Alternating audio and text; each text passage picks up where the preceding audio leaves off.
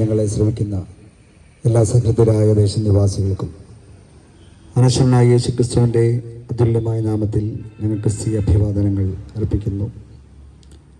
78ാമത് സ്വാതന്ത്ര്യ ദിനം ആഘോഷിക്കുന്ന ഞങ്ങളുടെ പ്രിയപ്പെട്ട സ്നേഹിതർക്ക് ഒരു പ്രാവശ്യം കൂടി സ്വാതന്ത്ര്യദിന ആശംസകൾ ഹൃദയപൂർവ്വം ഞങ്ങൾ അർപ്പിക്കുകയാണ്.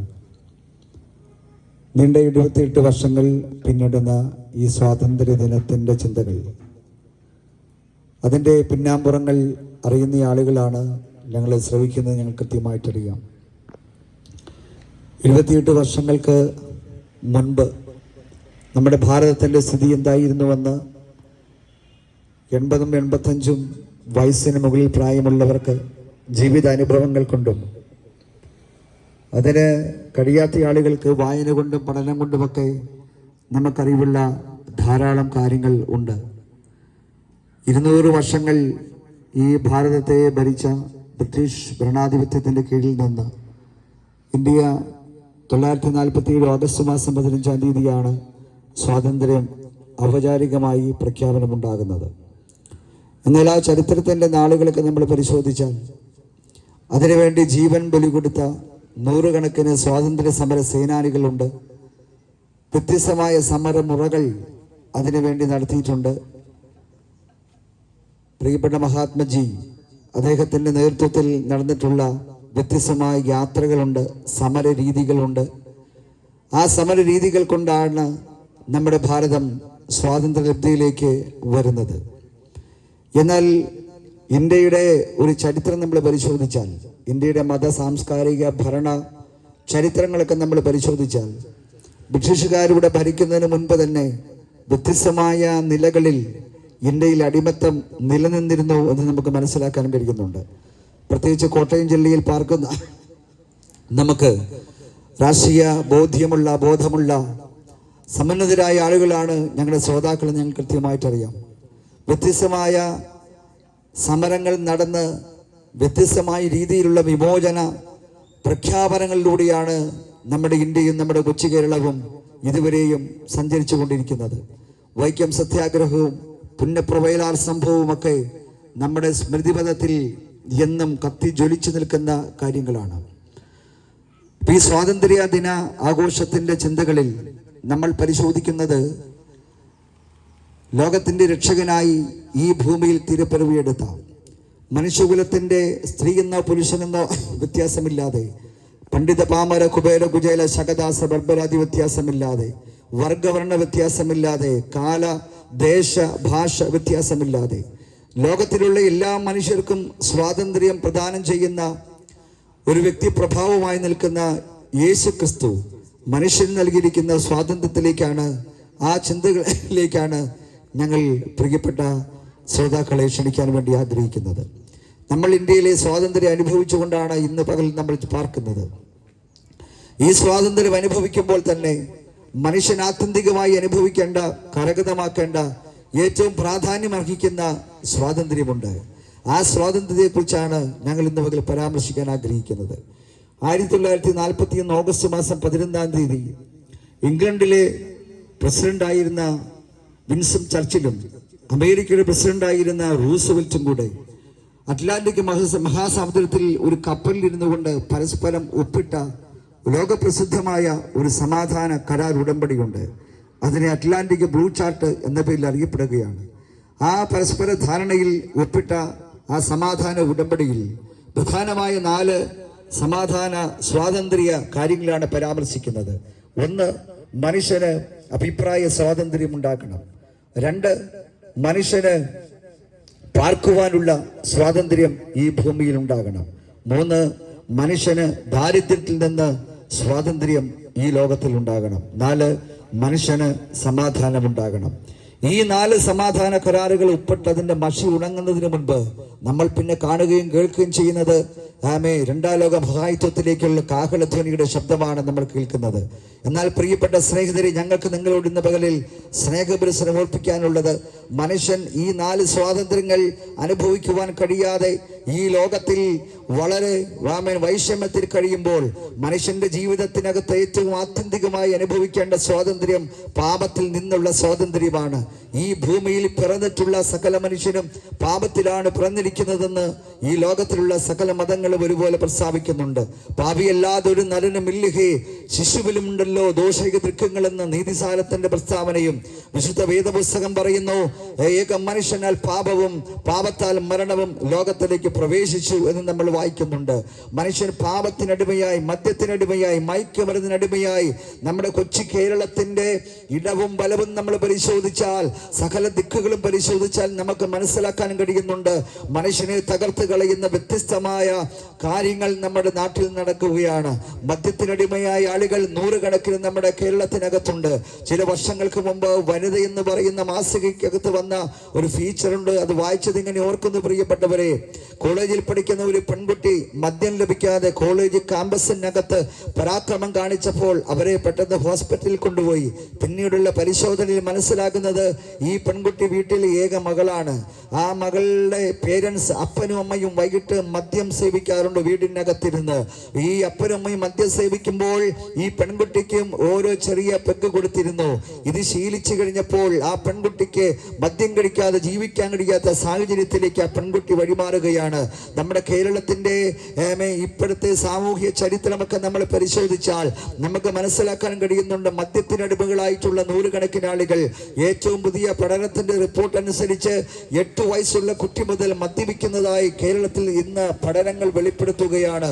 മയക്കുമരുന്നിന് അടിമകളായിട്ടുള്ള ആളുകൾ, നമ്മുടെ ചെറുപ്പക്കാർ, യുവാക്കൾ മദ്യത്തിനും മയക്കുമരുന്നിനുമൊക്കെ അടിമകളായി നമ്മുടെ കേരളം ഇങ്ങനെ മലീവസമായി തീരുന്ന കാഴ്ചയാണ് നമ്മൾ ഓരോ ദിനവും കണ്ടുകൊണ്ടിരിക്കുന്നത്. പ്രിയപ്പെട്ട സ്നേഹിതരെ, എവിടെയാണ് ഇതിനെല്ലാം പരിഹാരം ഉണ്ടാവുക? മനുഷ്യന്റെ ജീവിതം ദുസ്സഹമായി കൊണ്ടിരിക്കുന്ന ഈ കൊച്ചു കേരളത്തിൽ ദൈവത്തിന്റെ സ്വന്തം നാടെന്ന അഭിമാനത്തോടുകൂടി ലോകത്തിന്റെ നെറുകയിൽ പ്രകൃതി ഭംഗി കൊണ്ടും മനുഷ്യന്റെ സാമൂഹിക ബോധം കൊണ്ടും വിദ്യാഭ്യാസത്തിന്റെ സമുന്നത കൊണ്ട് ലോകത്തിന്റെ നെറുകയിൽ പരമോന്നത സ്ഥാനമുള്ള നമ്മുടെ ദൈവത്തിന്റെ സ്വന്തം നാടെന്ന് വിളിക്കുന്ന കൊച്ചു കേരളം പലതുകൊണ്ട് തലകുടിക്കേണ്ട സാഹചര്യങ്ങളിലേക്ക് എത്തിച്ചേരുകയാണ്. ഇവിടെയാണ് പ്രിയപ്പെട്ടവരെ യേശുക്രിസ്തു നൽകുന്ന സ്വാതന്ത്ര്യത്തിന്റെ ഏറ്റവും പരമപ്രധാനമായിട്ടുള്ള കാര്യം. യേശുവിന് മാത്രമാണ് ലോകത്തിലുള്ള സകല മനുഷ്യനും 800 കോടി ആളുകൾക്കും പരമപ്രധാനമായിട്ടുള്ള സമാധാനം നൽകുവാൻ കഴിയുകയുള്ളൂ. യേശുവിന് മാത്രമാണ് മനുഷ്യന് പരമപ്രധാനമായിട്ടുള്ള ദാരിദ്ര്യത്തിൽ നിന്നുള്ള മോചനം നൽകുവാൻ സാധിക്കുകയുള്ളൂ. ഇന്ന് പകലിൽ ഞങ്ങളെ കേൾക്കുന്ന മാന്യ സ്നേഹിതരെ, നിങ്ങളുടെ പ്രായം ഏത് തന്നെ ആയിരുന്നാലും, നിങ്ങളുടെ ജാതിയോ മതമോ കുലമോ കുടുംബമോ ഒന്നും ദൈവത്തിന്റെ മുൻപിൽ പ്രശ്നങ്ങളെ അല്ല. ഇന്ന് പകലിൽ യേശുക്രിസ്തു അടുക്കുന്ന ഏതെങ്കിലും ഒരു മനുഷ്യനുണ്ടെങ്കിൽ താങ്കൾ അനുഭവിക്കുന്ന പാപം മൂലം വന്നിട്ടുള്ള സകല കെടുതികളിൽ നിന്ന്, പ്രതിസന്ധികളിൽ നിന്ന് നിങ്ങൾക്ക് പൂർണ്ണമായി വിമോചനം നൽകി തരുവാൻ ഞങ്ങൾ പ്രസംഗിക്കുന്ന യേശുവിന് കഴിയും. യേശു ലോകത്തോട് വിളിച്ചു പറയുന്നു, ഞാൻ എന്റെ സമാധാനം നിങ്ങൾക്ക് തരുന്നു, അത് ലോകം തരുന്നത് പോലെയല്ല. പ്രിയപ്പെട്ട സ്നേഹിതരെ, ലോകത്തിൽ സമാധാനം നൽകുവാൻ ഒരാൾ പിറവി കൊണ്ടിട്ടുണ്ടെങ്കിൽ അത് ഞങ്ങൾ വിശ്വസിക്കുന്ന, ഞങ്ങൾ പ്രഖ്യാപിക്കുന്ന യേശു ക്രിസ്തു മാത്രമാണ്. യേശുവിനെ കുറിച്ച് വേദപുസ്തകം പ്രസ്താവിക്കുന്നത് അവൻ സമാധാനത്തിന്റെ പ്രഭു എന്നാണ്. സമാധാനം എവിടെയെങ്കിലും വിലയ്ക്ക് വാങ്ങിക്കാൻ കിട്ടുമായിരുന്നെങ്കിൽ പ്രിയപ്പെട്ടവരെ, ഏറ്റവും കൂടുതൽ ആളുകൾ ഓടിയെടുക്കുന്നത് അങ്ങനെ ഒരു സ്ഥലത്തേക്കായിരുന്നു. എന്നാൽ സമാധാനം എങ്ങും വിലയ്ക്ക് വാങ്ങുവാൻ കിട്ടുകയില്ല. ഇന്ന് പകലിൽ എന്നെ കേൾക്കുന്ന മാന്യ സ്നേഹിതരെ, ഞങ്ങൾക്ക് ഒരുമിച്ച് നിങ്ങളോട് പങ്കിടുവാനുള്ള ഏറ്റവും പ്രധാനപ്പെട്ടതായ സ്വാതന്ത്ര്യത്തിന്റെ സന്ദേശം എന്താണെന്ന് ചോദിച്ചാൽ, മനുഷ്യന് വില കൊടുത്ത് വാങ്ങുവാൻ കഴിയാത്ത സമാധാനം യേശു ക്രിസ്തുവിൽ വിശ്വസിക്കുമ്പോൾ ഒരു മനുഷ്യന് നൽകി തരുന്ന ഏറ്റവും പ്രധാനപ്പെട്ട സന്ദേശമാണ് നിങ്ങളോട് പങ്കിടുവാനായിട്ടുള്ളത്. അതുകൊണ്ട് യേശു ക്രിസ്തു ലോകത്തിന് മുമ്പിൽ വെക്കുന്നത് ഏത് മനുഷ്യനും സമാധാനം നൽകി തരുവാൻ കഴിയുന്ന ഒരു രക്ഷാകര പ്രവൃത്തിയാണ് യേശു ക്രിസ്തു ഈ ഭൂമിയിൽ ചെയ്ത് മനുഷ്യന്റെ മുമ്പിൽ വെച്ചിട്ടുള്ളത്. അത് സംഭവിക്കുന്നത് കാൽവരി ഗിരിയിലാണ്.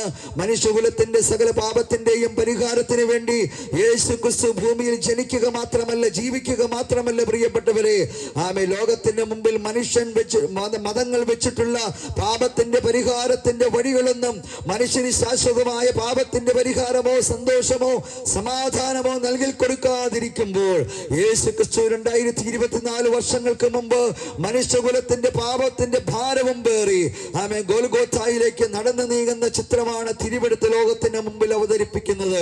ഈ ലോകത്തിൽ ജനിച്ച് ജീവിച്ച പ്രസിദ്ധരായിട്ടുള്ള മഹാരഥന്മാരായിട്ടുള്ള ഒരുപാട് ആളുകളുണ്ട് പ്രിയപ്പെട്ടവരെ. എന്നാൽ മനുഷ്യകുലത്തിന്റെ പാപത്തിന്റെ പരിഹാരത്തിന് വേണ്ടി മരിച്ച് മൂന്നാമത്തെ ദിവസം ഉയർത്തെഴുന്നേറ്റ ഒറ്റയാളികൾ പോലും ഈ ലോകത്തിൽ ഇന്ന് വരെയും ഇല്ല. ഈ 2024 ആണ്ടുകൾ കൊണ്ട് ലോകത്തിൽ ഏതെങ്കിലും ഒരു മനുഷ്യനെ കുറിച്ച് പ്രസംഗിക്കുന്നുണ്ടെങ്കിൽ എഴുതി തീരാത്ത, വായിച്ചാൽ തീരാത്ത ഒരു കഥ പോലെ ഇന്നും തുടരുന്ന ഏതെങ്കിലും ഒരു ചരിത്ര പുരുഷനുണ്ടെങ്കിൽ അത് യേശു ക്രിസ്തു മാത്രമാണ് പ്രിയപ്പെട്ടവരെ. അതിന്റെ കാരണം ഇതാണ്, ഇന്നും ഈ ലോകത്തോട് സംവാദിക്കുന്ന ഒരു സ്ഥലമാണ് കാൽവരി ഗിരി എന്നുള്ളത്. ഗോൽഗോൽത്തയുടെ മുകളിൽ രണ്ട് കള്ളന്മാർക്ക് നടുവിൽ ആകാശ ഭൂമിക്ക് മധ്യത്തിലായി മനുഷ്യകുലത്തിന്റെ പാപത്തിന്റെ പരിഹാരം വരുത്തി ലോകത്തിന്റെ സമാധാനം പ്രഖ്യാപിച്ച ഒരു രക്ഷിതാവുണ്ട്. ആ രക്ഷിതാവിന്റെ പേരാണ് ഞങ്ങൾ ഉറക്കെ പറയുന്ന യേശു ക്രിസ്തു. ഇന്ന് പകൽ രോഗത്തിന്റെ പീഡയിലോ മാനസികമായ സമാധാനമില്ലായ്മയോ കുടുംബജീവിതം തകർന്നോ ആരെങ്കിലും ഞങ്ങളെ കേൾക്കുന്നുണ്ടെങ്കിൽ ഞങ്ങൾക്ക് ഒരുമിച്ച് നിങ്ങളോട് പങ്കിടുവാനുള്ള സമയദാനത്തിന്റെ സന്ദേശം ഇതാണ് പ്രിയപ്പെട്ടവരെ. സ്വാതന്ത്ര്യത്തിന്റെ സന്ദേശം ഇതാണ്. യേശു ക്രിസ്തുവിൽ വിശ്വസിക്കുക, എന്നാൽ നീയും നിന്റെ കുടുംബവും രക്ഷ പ്രാപിക്കും. ഏത് മനുഷ്യനെയും സമാധാനം നൽകി തരുവാൻ, ഏത് മനുഷ്യനും സന്തോഷം നൽകി തരുവാൻ, ഏത് മനുഷ്യനും ആനന്ദത്തോടു കൂടി ഈ പാരിൽ പാർക്കേണ്ടതിന് മനുഷ്യന് ചെയ്യുവാൻ കഴിയാത്ത സകല കാര്യങ്ങൾ ചെയ്തു തന്ന് നിങ്ങൾക്ക് സമാധാനം നൽകി തരുന്ന സമാധാന പുരുഷന്റെ അരികിലേക്ക് നിങ്ങളെ ഞങ്ങൾ സ്നേഹത്തോടു കൂടി ഇന്ന് പകൽ സ്വാഗതം ചെയ്യുകയാണ്. യേശു മുൻപോട്ട് പറയുന്നു, യേശു ഈ ലോകത്തിന് മുമ്പിൽ വെക്കുന്നത് 2024 വർഷങ്ങൾക്ക് മുമ്പ് ലോകത്തിന് ഒരു വിമോചന സന്ദേശം യേശു പറഞ്ഞു. ആ സന്ദേശം ഇതാണ്: അധ്വാനിക്കുന്നവരും ഭാരം ചുമക്കുന്നവരുമായുള്ളവരെ നിങ്ങളെല്ലാവരും എന്റെ അരികിൽ വരുവിൻ, ഞാൻ നിങ്ങളെ ആശ്വസിപ്പിക്കാം. പ്രിയപ്പെട്ട സ്നേഹിതരെ, ഞങ്ങളുടെ വാക്കുകളിലൂടെ അവസാനിപ്പിക്കാൻ വേണ്ടി ഞങ്ങൾ ആഗ്രഹിക്കുകയാണ്.